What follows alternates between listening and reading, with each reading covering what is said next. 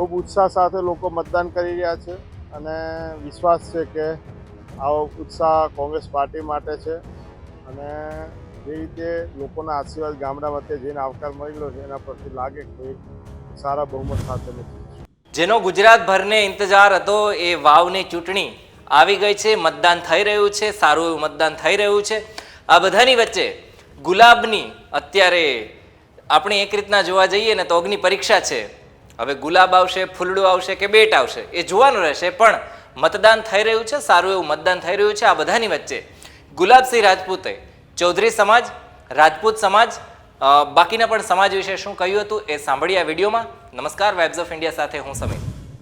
વાવની વિધાનસભાની પેટા ચૂંટણી છે એ અત્યારે ચાલી રહી છે, મતદાન ચાલી રહ્યું છે અને મતદાન સારું એવું થઈ રહ્યું છે.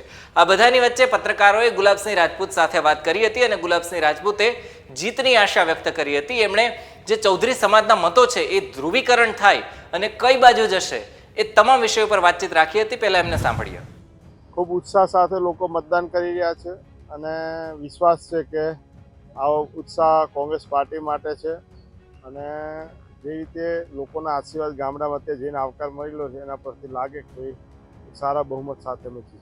અપક્ષ પણ છે, ભાજપ પણ છે, પણ અમારો મુકાબલો હાલ મને એવું નથી લાગતો કે ટફ હોય. અમારે એક તરફી જીત થશે, છેક માવસરીથી લઈને ભાભર સુધી બધા ગામડાઓમાં, અને કોંગ્રેસ સારા બહુમત સાથે જીતશે. આ હું જે બેલ્ટમાં છું ઠાકોર સમાજનો જ બેલ્ટ છે અને આની અંદર ઠાકોર સમાજના 50% કરતાં પણ વધુ મતદારો કોંગ્રેસ તરફથી મતદાન કરી રહ્યા એવું લાગી રહ્યું છે. સાથે જે અહીંયાની ઇતર નાની સમાજ છે એ 80-85% કોંગ્રેસ તરફ જઈ રહી છે. એનો ફાયદો છે. જે ભાજપની મૂળ બેંક છે ચૌધરી સમાજ એ ક્યાંક ને ક્યાંક 70-80% અપક્ષ જોડે છે. તો જે ભાજપમાં વોટ બેંક છે કાં કોંગ્રેસ સાથે છે કાં તો અપક્ષ સાથે છે. ભાજપમાં પરિણામ આવશે તો દેખો શું થાય છે. તો આ તો ગુલાબસિંહ રાજપૂતે વાત રાખી છે, પણ સામેની બાજુ માવજીભાઈ પણ છે જે અપક્ષમાં લડી રહ્યા છે ને દમદાર નજર આવી રહ્યા છે. અને તમે જેને ઇગ્નોર ન કરી શકો એ ભારતીય જનતા પાર્ટી પણ છે, કારણ કે ભારતીય જનતા પાર્ટી ગમે તે છેલ્લી ઘડીએ ખેલ પાડી શકે છે અને પરિણામો ઉપર આની અસર થઈ શકે છે.